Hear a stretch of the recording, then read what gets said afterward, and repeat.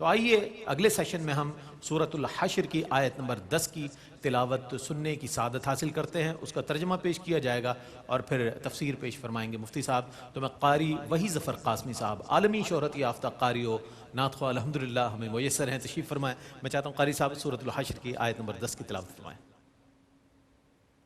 اعوذ باللہ من الشیطان الرجیم،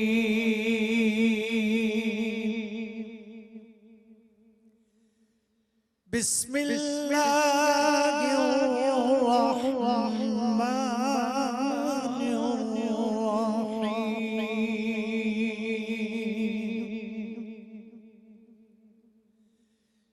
والذین جاءوا من بعدهم يقولون ربنا اغفر لنا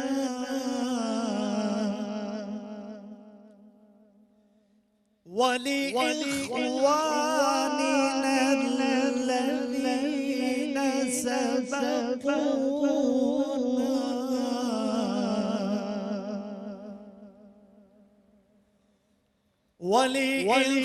ولإخواننا الذين سبقونا بالإيمان اللہ سبحان اللہ سبحان اللہ۔ ولا تجعل في قلوبنا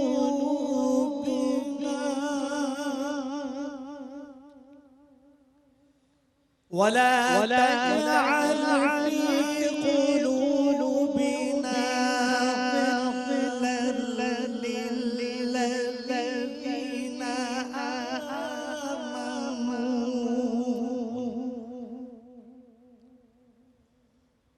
ربنا إنك رؤوف رحيم۔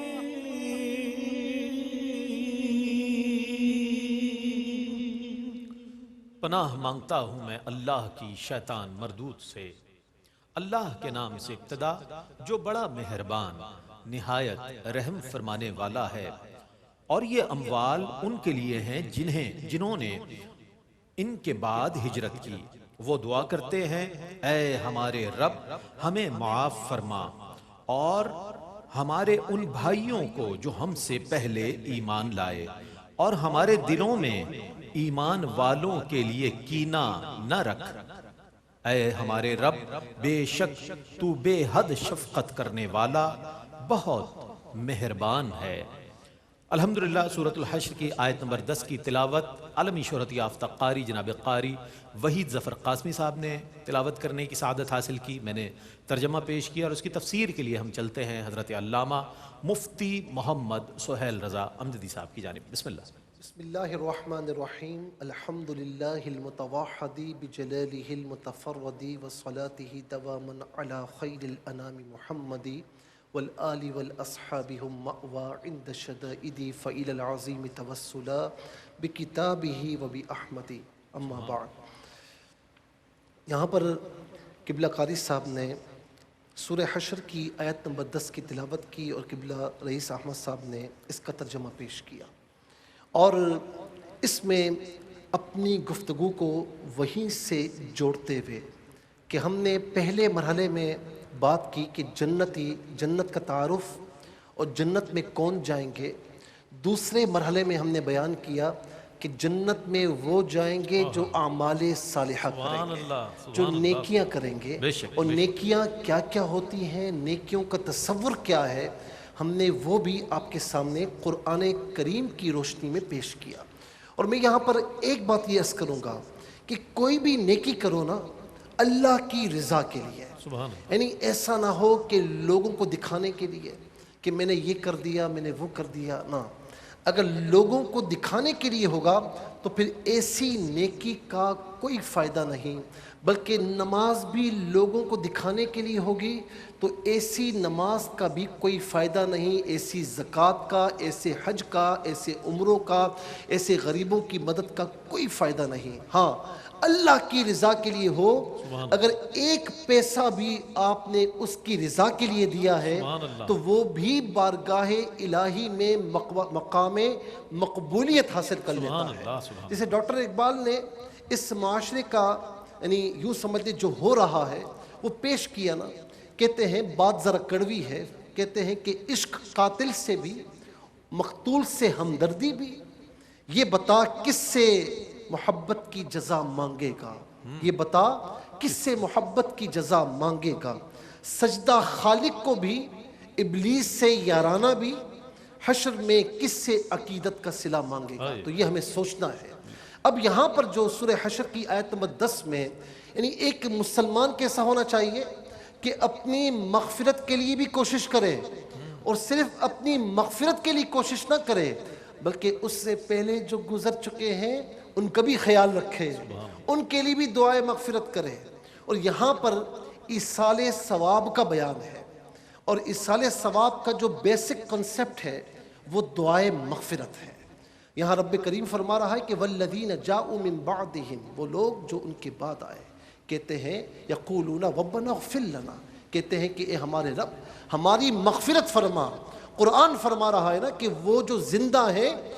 گزرنے والوں کے لیے دعائے مغفرت کر رہے ہیں کہ ربنا اغفر لنا ولاخواننا الذین سبقونا بالایمان، مولا ہماری مغفرت فرما، اور فقط ہماری مغفرت نہ فرما بلکہ ہم سے پہلے جو گزر چکے ہیں ایمان والے ان کی بھی مغفرت فرما۔ ولا تجعل فی قلوبنا غلا،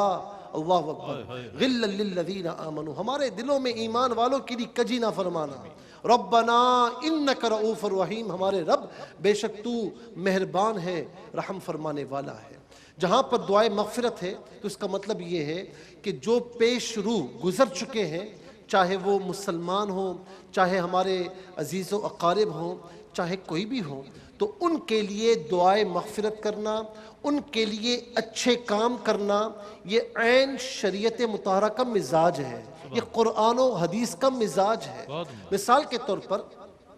اللہ کے پیارے نبی صلی اللہ تعالی علیہ وسلم فرماتے ہیں کہ ابن آدم کا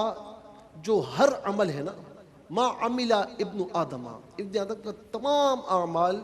اس کی موت تک، یعنی جب جیسے ہی موت آتی ہے نا ختم ہو جاتے ہیں، الا من ثلاثہ، لیکن 3 اعمال ایسے ہیں جو ختم نہیں ہوتے۔ وہ 3 اعمال کون سے ہیں؟ من صدقۃ جاریہ، فرمایا صدقہ جاریہ کیا تھا نا، مسجد بنوائی، مدارس بنوائے، کتابیں تقسیم کروائیں، ویلفیئرس کے کام کیے، کھانے کھلائے، پانی کا کنواں لگوایا، ٹھنڈے پانی کی مشین لگوا دی، الغرض ہینڈ پمپس لگا دیے، کوئی بھی کام جو غریبوں کی ضرورت ہو، انسانیت کو ضرورت ہو، وہ کام اس نے کیا اس نے کام کر کے فارغ ہو گیا، انتقال بھی ہو گیا۔ لیکن نبی رحمت صلی اللہ تعالی علیہ وسلم فرماتے ہیں کہ یہ صدقہ جو اس نے دیا ہے نا، اس کا ثواب ختم نہیں ہوگا، یہ جاری ہے۔ ثواب کا میٹر آن ہے، وہ گزر چکا ہے لیکن ثواب کا میٹر چل رہا ہے اور اسے ثواب مل رہا ہے۔ دوسری بات فرمائے کہ علم ينتفع به، علم چھوڑ کر مرا، کتابوں کی صورت میں، اسٹوڈنٹس کی صورت میں، اداروں کی صورت میں، آگے جو کتابیں پڑھ رہے ہیں، جو کتابوں سے استفادہ کر رہے ہیں، جو ان کے شاگرد ہیں، اسٹوڈنٹس ہیں، وہ آگے پڑھا رہے ہیں، پڑھا وہ رہے ہیں، کتابیں وہ پڑھ رہے ہیں، لیکن ثواب اسے مل رہا ہے، ثواب کا میٹر اس کا آن ہے، اور وہ یقیناً اس کے نمبرز جو ہیں وہ بڑھ رہے ہیں، اس میں اضافہ ہوتا چلا جا رہا ہے۔ تیسری بات بڑی اہم ہے، ولد صالح، نیک اولاد۔ اب یہ صدقہ جاریہ کیسا ہے؟ یہ کیسے صدقہ جاریہ بنتی ہے؟ اگر اولاد کی آپ نے تربیت ہی نہیں کی اور وہ اولاد آپ کے لیے کچھ نہیں کرتی تو اس کا ایک عمل جو ہے نا اس کے ذمہ دار والدین ہیں۔ لیکن اولاد کی تربیت کی، اس کے باوجود وہ اچھی نہ ہوئی تو پھر اس کے ذمہ دار والدین نہیں کہ انہوں نے کوشش کی۔ والدین نے اچھی تربیت کی، اولاد بھی اچھی نکل آئی تو اب رب تعالیٰ کے پیارے محبوب علیہ السلام فرماتے ہیں کہ ولد صالح یدعو لہو، کہ نیک اولاد چھوڑ کر مرا جو پیچھے اس کے لیے دعائے مغفرت کر رہی ہے، اچھے کام کر رہی ہے، اس کا ثواب بھی اسے دیا جا رہا ہے۔ جیسے حدیث پاک میں ہے کہ یتبع الرجل یوم القیامت من الحسنات امثال الجبال، فرمایا کہ روز قیامت جو آدمی ہوگا نا، اس کے پیچھے نیکیوں کے پہاڑ ہوں گے، جو اس کے پیچھے چل رہے ہوں گے۔ وہ شخص کرے گا، ظاہر ہے کہ یہاں پر تو ہم جھوٹ بول دیتے ہیں رئیس بھائی، قاری صاحب، لیکن وہاں پر جھوٹ نہیں بول سکیں گے۔ جو کام ہم نے یہاں پر نہیں کیے اور وہ کام اچھے ہوں تو ہم کہتے ہیں ہم نے کیے، کوئی پوچھ لے تو اس بات میں سر ہلا دیتے ہیں، لیکن وہاں پر یہ نہیں چلے گا، وہاں کی عدالت تو الگ ہے نا۔ تو وہ کہے گا مولا یہ نیکیاں میری نہیں ہیں، یہ نیکیاں میں نے نہیں کی، لیکن رب تعالیٰ کتنا کریم ہے، کتنا کریم ہے، فرمایا کہ تیری تو نہیں ہے، لیکن تیری نیک اولاد جو تیرے پیچھے تیرے لیے استغفار کر رہی ہے، تیری نیک اولاد جو تیرے پیچھے تیرے لیے دعائے مغفرت کر رہی ہے، تیری نیک اولاد جو تیرے لیے پیچھے اچھے اچھے کام کر رہی ہے، فرمایا کام وہ کر رہی ہے، دعا وہ کر رہی ہے، استغفار وہ کر رہی ہے، لیکن ثواب یہ نیکیاں تجھے مل رہی ہیں۔ یہ اسی لیے فرمایا کہ امثال الجبال، نیکیوں کے پہاڑ وہ دیکھے گا کہ اس کے پیچھے چل رہے ہیں، تو اللہ رب العالمین اس سے فرمائے گا کہ یہ وہ اولاد ہے جو تیرے پیچھے نیک کام کر رہی ہے۔ تو اسی لیے آج آپ دیکھیں کہ حاجی عبدالرزاق مرحوم گزر چکے ہیں، لیکن ان کی پیچھے جو ان کے وارثین ہیں، چاہے ان کے بھائی ہوں، ان کے فیملی کے جتنے افراد ہیں، آج بھی وہ انہیں نہیں بھولے، ان کے اچھے کاموں کو یاد رکھنے کے لیے یہاں پر جمع ہے،